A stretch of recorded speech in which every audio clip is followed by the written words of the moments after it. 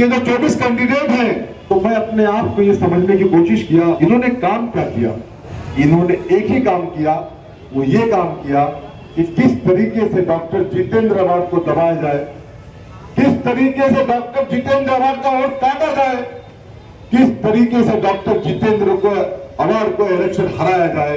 इन्होंने ये काम किया ताकि हमारी आवाज के लिए, हमारी स्वयं के लिए, हमारे कौम के लिए कभी कुछ नहीं किया। सिर्फ इतना ही नहीं, वो हार अपनी मान ले, वो हमारे सामने मजबूर होना चाहिए, वो हमारे सामने मजबूर होना चाहिए। दोस्तों, मैं ये बतलाते चलूं, ये हमारे भाई शमीम खान साहब, एक वक्त था इसी मुमरा कौसा के अंदर कि एक भी कारपोरेशन लड़ने के लिए एक भी आदमी को तैयार करना पड़ता था, मिलता नहीं था। लेकिन इतनी जबरदस्त इन्होंने संगठन तैयार की कि आज एक एक वार्ड से 10-10 लोग टिकट मांगने के लिए तैयार है। इतना जबरदस्त इन्होंने दम भर दिया और लोगों के बीच में ये अपने संगठन को पूरी ताकत और पूरी तवानाई के साथ झोंक दिया है। दिन रात 24-24 घंटा ये काम करते हैं। मैं बारहा ऐसा मेरा साबका हुआ कि आपके दरमियान तशरीफ लाया और देखा तो यहाँ पर 3.5 घंटे तक मौजूद जो है जलवा अफरोज रहे अपनी सदारत की कुर्सी पर और अपने तमाम नुमाइंदे, तमाम अरकान को तरतीब देते रहे। काबिल मुबारकबाद है अली जनाब शमीम खान साहब। मौजूद से दरखास्त करता हूँ कि माइक पे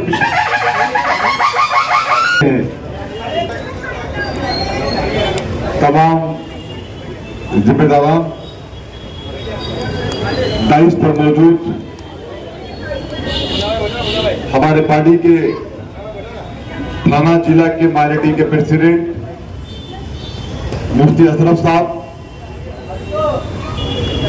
हमारे पार्टी के जनरल सेक्रेटरी जफर सैयद साहब, माजी नगर सेवक हमारे भाई साजिद अंसारी साहब, हमारे कौसा के block president Javed Shaikh medical साहब, मौलाना सलीम साहब, और जिन्होंने इस प्रोग्राम को ऑर्गेनाइज करने में मेहनत किया। आज हम सबको यहां दावत दे के बुलाया।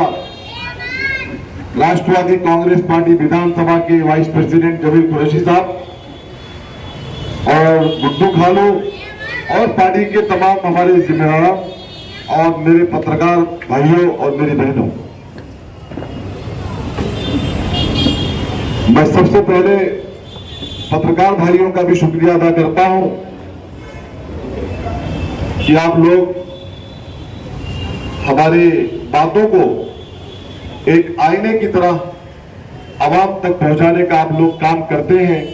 इसके लिए शमीम खान आपका तहे दिल से इस्तकबाल करता है, आपका शुक्रिया अदा करता है। मुझे ऐसा लगता है मुफ्ती साहब कि इलेक्शन लग चुका है। जब इलेक्शन लगता है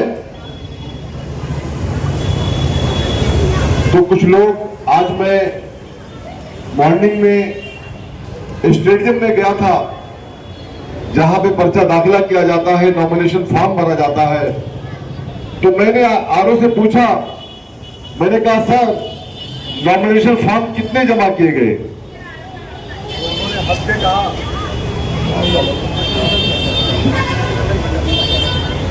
के हंस के कहा कि शमीम भाई अब तक 24 कैंडिडेट मुमरा से हो गए, मुमरा कलवा से। तो मैंने उसमें कुछ नाम पढ़ने की कोशिश किया लिस्ट के अंदर, तो मुझे यह समझ में आया कि इलेक्शन आ गया है। हुसैन भाई, इलेक्शन आ गया है, इसका मतलब यह है कि वो डॉक्टर जितेंद्र अवार्ड जो आपका हमारा कैंडिडेट है, वो जब 5 साल का जो वक्फा गुजरता है, उस 5 साल के वक्फा के अंदर हमारे बीच हमारे अपोजिशन लीडर शानू पठान साहब भी तशरीफ लाए हैं। मैं उनका इस्तकबाल करता हूं, उनका हार्दिक स्वागत करता हूं। कोई आदमी काम करता है, चाहे रोड हो, चाहे रास्ते हो, चाहे गटर हो, चाहे नाली हो, चाहे नाला हो, चाहे हमारे हुकूक की लड़ाई लड़ने के लिए अगर कोई आवाज उठाता है तो उसका नाम सुल्तान रिजवी साहब डॉक्टर जितेंद्र आवाड है। मैंने उस 24 लिस्ट नाम के अंदर लिस्ट में चेक करने की कोशिश किया शानू भाई कि जो 24 कैंडिडेट हैं इन्होंने क्या काम किया अभी तक। चाहे कोई नगर सेवक रहा हो, चाहे कोई ऐसे ही किसी पार्टी से कनेक्टेड हो,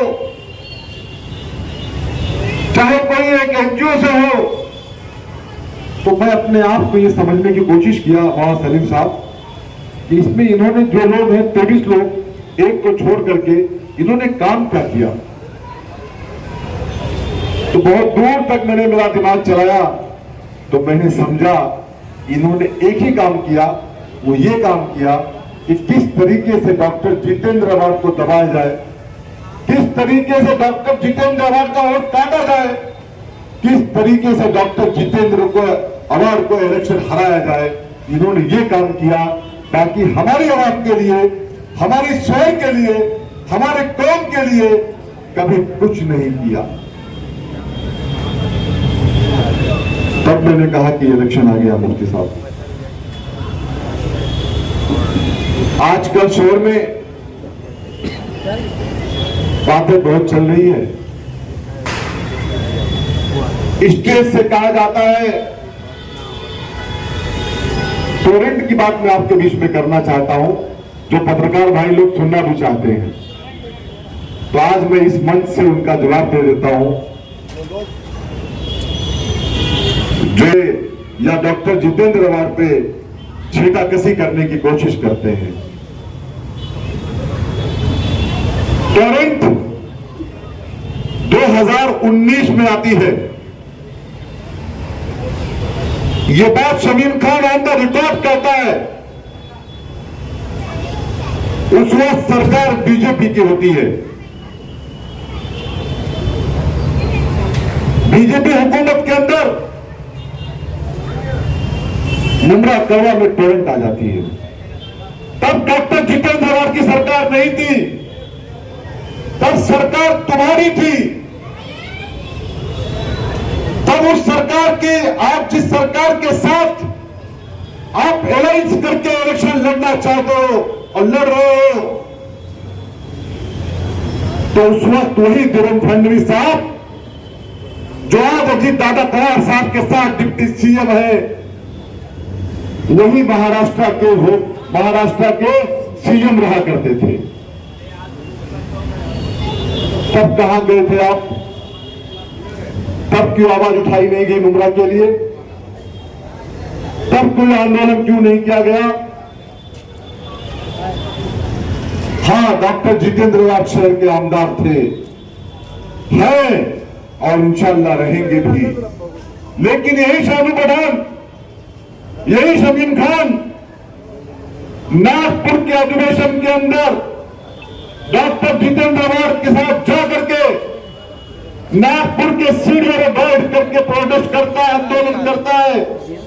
उठा यूट्यूब के चैनल पर जाकर के आप देखो, यूट्यूब के ऊपर आपको मिल जाएगा जो शमीम खान कह रहा है। और पत्रकार भाई लोग मौजूद हैं, मेरे ख्याल से हुसैन भाई ने शायद अपने अखबार में इसकी न्यूज भी लगाई थी। हम जाकर के नागपुर में आंदोलन करते हैं, हम जाकर के डेलीगेशन लेकर के देवेंद्र फडणवीस से मुलाकात करते हैं, कलवा से लेकर के थाने गांव से लेकर के थाने कलेक्टर ऑफिस तक पैदल मार्च करते हैं, टोरेंट के ऑफिस में जाकर के ताला लगाते हैं। तब कहते हो कि शमीम खान एक्टिंग करता है। अरे कौन सा काम शमीम खान करेगा तुमको जिससे एक्टिंग नहीं लगेगा? क्या गलत किया मैंने? अगर जाके मैंने ताला मारा था टोरेंट के ऑफिस के ऊपर और एक चेन ताला उनके दरवाजे पे था, लेकिन वो चेन मेरे गले में था। सुल्तान भाई बताइए, आप भी शहरवासी है, क्या गलत काम किया शमीम खान ने? आज मजाक उड़ाते हैं उसका कि जाके एक्टिंग करते हैं। अरे तो अगर शमीम खान वो एक्टिंग करता है, तुमको लगता है कि शमीम खान एक्टिंग करता है तो तुम उसको एक्टिंग ही मान लो, लेकिन शमीम खान तुमसे सवाल करता है, तुमने कितना आंदोलन किया आज तक टोरेंट को लेकर के? तुम्हारे जो नेता है, तुम जिनको कायद मानते हो, तुम्हारे कायद ने कितना आवाज उठाई इसको लेकर के? शमीम खान बड़े फख्र के साथ कहता है कि डॉक्टर जितेंद्र राज जो मेरा नेता है, जो मेरा कायद है, उसने मेरे साथ हर आंदोलन में शामिल हुआ, हर आंदोलन के अंदर टोरेंट के खिलाफ लड़ाई लड़ने की बात की। मैं जो डॉक्टर जितेंद्र राज के बारे में यही कहना चाहता हूं कि अगर किसी को किसी के लीडरशिप में काम करना हो तो उसका नाम डॉक्टर जितेंद्र राज हो, और डॉक्टर जितेंद्र राज जैसे नेता के साथ काम करने में हम जैसे लोगों को खुशी होती है, क्योंकि हम काम खुद के लिए करने नहीं आए हैं, हम काम करने आपके लिए आए हैं, हम काम करने अपने आराम के लिए आए हैं। हमारा मकसद है खिदमत खल्क, हम खिदमत खल्क करना चाहते हैं। तुम्हारा काम खिदमत खल्क करना नहीं है, तुम्हारा काम सिर्फ शमीम खान और डॉक्टर जितेंद्र राज के ऊपर कमेंट करना है।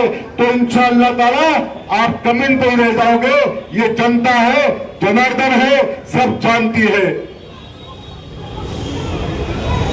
लेकिन और कहते हुए टोरेंट भगाएंगे। शानू भाई मैं पूछना चाहता हूं आपसे कि जो इनकी सरकार थी, 5 साल तक सरकार थी इनकी, अजीत दादा पवार साहब उसके अंदर डिप्टी सीएम थे, तो टोरेंट को क्यों नहीं भगा? क्या परेशानी थी आपको? तो बड़ा मोहन भाई साहब से सवाल करता हूं, क्या सरकार नहीं थी इनकी? क्या डिप्टी सीएम अजीत दादा पवार साहब नहीं थे? तो भगाना चाहिए था। सवाल करता है शमीम खान। हो सके तो इस बात का जवाब दे देना मुझे। लेकिन आप क्या करोगे? क्योंकि देवेंद्र फडणवीस साहब ने 22 साल का टोरेंट एग्रीमेंट कर लिया है, उसको भगाना मुश्किल था। लेकिन आने वाली अगर इंशाअल्लाह ताला हमारी महाविकास आघाड़ी की सरकार आती है तो शमीम खान ये वादा नहीं करता, लेकिन हाँ ये जरूर कहता है कि जितनी प्रॉब्लम्स है उनके मीटर की, जितनी रीडिंग फास्ट है उनकी, जितनी भी तकलीफ हमारे कंज्यूमर को हो रही है, 99% उसको सॉल्व करके हम लोग देने का पूरा काम करेंगे। ये आपके माध्यम से हम वादा करते हैं। और कोशिश तो ये भी करेंगे कि अगर आपकी सरकार में आप भगा नहीं सके, लेकिन कोशिश करना हमारा काम है। कोशिश करने से कोई प्रॉब्लम नहीं है, हम कोशिश करेंगे, अगर हो सका तो उसको उखाड़ फेंकने का भी पूरा काम करेंगे। मुझे कहा जाता है कि शमीम खान ने कहा था कि अगर टोरेंट आई तो मेरे लाश से जाएगी, तो मैं आज यहां से उसका भी जवाब देना चाहता हूं। हाँ शमीम खान ने कहा था, हाँ शमीम खान ने देवेंद्र फडणवीस को डालने का काम किया था, हाँ शमीम खान ने टोरेंट को डराने का काम किया था। और अगर आप अपने शहर के लिए और अपने कौम के लिए, अपने लोगों के लिए राजनीतिक तरीके से अगर वो डराने का काम करता है तो क्या गलत करता है? क्या गलत करता हूं मैं?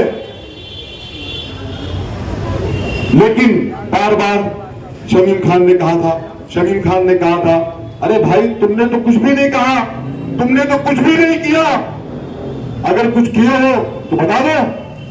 हुसैन भाई यहां टोरेंट के खिलाफ मैंने ये भी किया,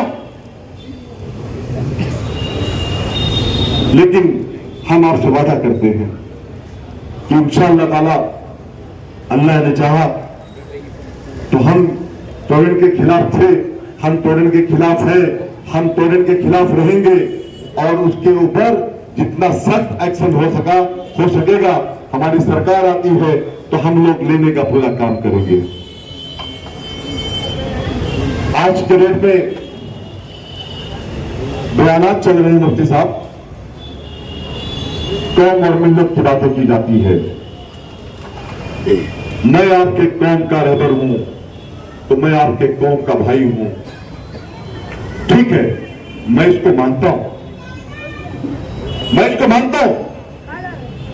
लेकिन पूछता है शमीम खान, जब नीतीश राणे कहता है कि मस्जिदों में घुस करके मारूंगा, जब वो रामगिरी महाराज गुस्ताखी करता है, हमारे नबी के सामने गुस्ताखी करता है, उस वक्त क्या कर रहे थे अजीत दादा पवार साहब? क्यों नहीं उसको डाला जेल में?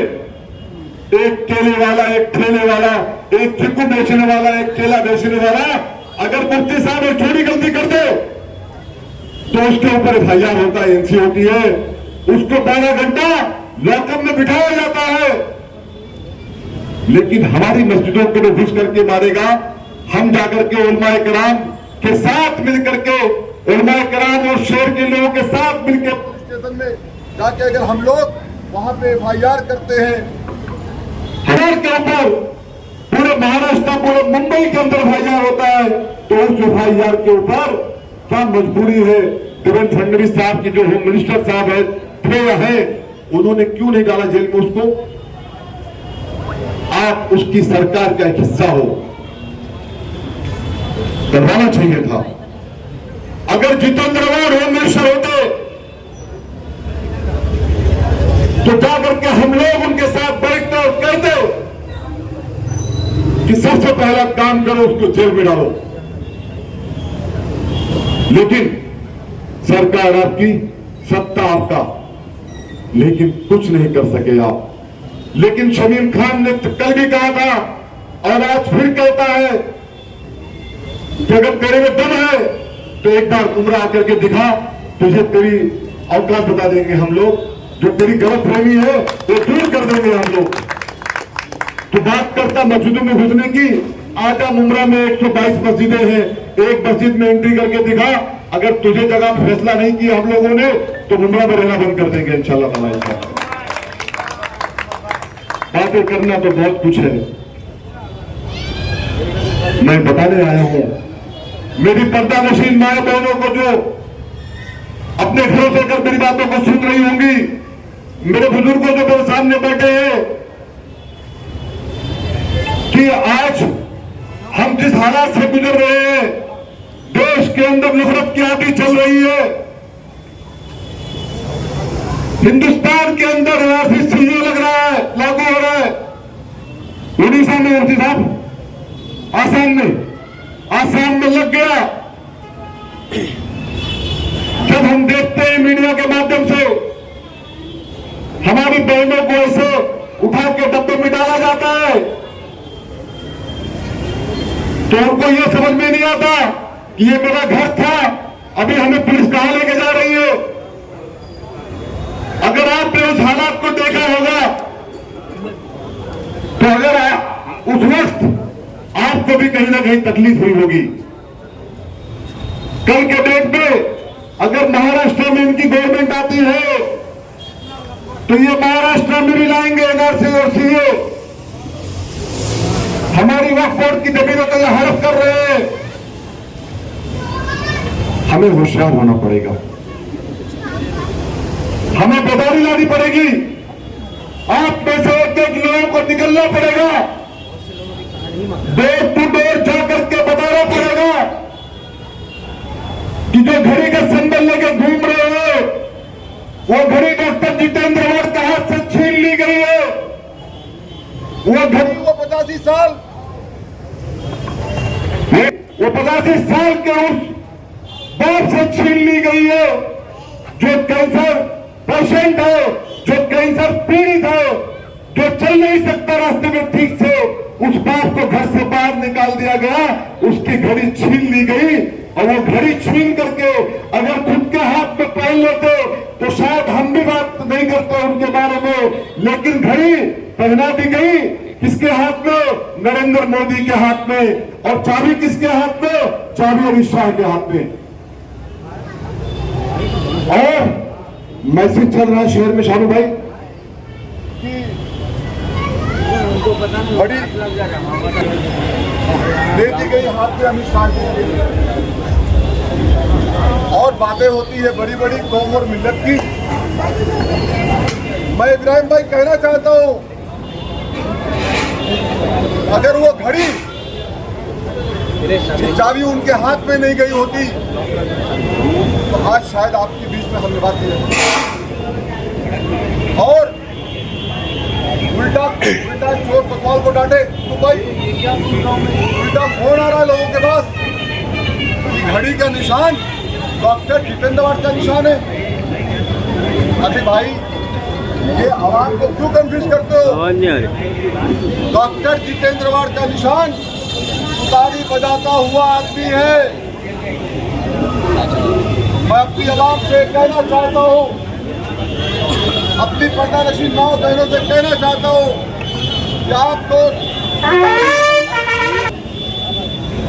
जो मशीन आएगी उसका नंबर 1 पे उनका नाम होगा, आप नंबर 1 पे बटन दबाएं और डॉक्टर जितेंद्र अवार्ड को कामयाब करें। शमीम खान आपके बीच में यही इल्तिजा लेकर के आया है, यही अपील लेकर के आया है।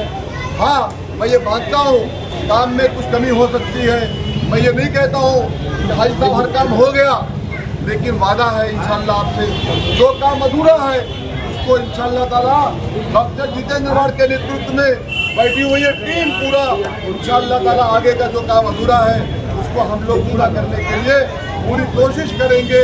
और ये भी कहना चाहता हूँ कि हमारे शहर के लिए जब भी कोई मामला आया, जब भी कोई वक्त आया, जब भी कोई हालात आया, तो उसके अंदर सबसे पहले जब कोई खड़ा मिलता है तो उसका नाम डॉक्टर जितेंद्र अवार्ड है। उन्हें कामयाब करें। 20 तारीख तो आप लोग सुबह के टाइम इंशाल्लाह फजर की नमाज पढ़ें और खुसूसी दुआएं करें जितेंद्र अवार्ड के लिए और हम सब के लिए कि अल्लाह ताला उनसे काम ले, जिस तरीके से काम मिल्लत का करते हैं, शहर का करते हैं, अल्लाह ताला उनसे काम ले और रिजल्ट जो 23 तारीख को आए तो उसमें इंशाल्लाह अल्लाह ताला के शुक्र के साथ साथ में हम लोग ये समझें कि नहीं हकीकत में हमने काम किया था तो हमको मजदूरी मिली है, हम आपके बीच अपनी मजदूरी मांगने के लिए आए हैं, हमें हमारा हक दे दीजिए। हम आपसे यही कहना चाहते हैं, अगर हमने आपके लिए कुछ खिदमत किया है, हाँ कमी अगर हुई होगी तो आगे इंशाल्लाह ताला उसको कंप्लीट करने की पूरी कोशिश करेंगे। बहुत बहुत शुक्रिया फिर एक बार कांग्रेस के तमाम लोगों का कि आप लोगों ने बुलाया, हमारी बात को रखने का मौका दिया, हमारी बातों को सुना। उससे कुछ कहने में गलती हो सकती है, अगर गलती हुई होगी तो माफ़ी चाहता हूँ। बहुत बहुत शुक्रिया। अल्लाह हाफिज़। Thank you.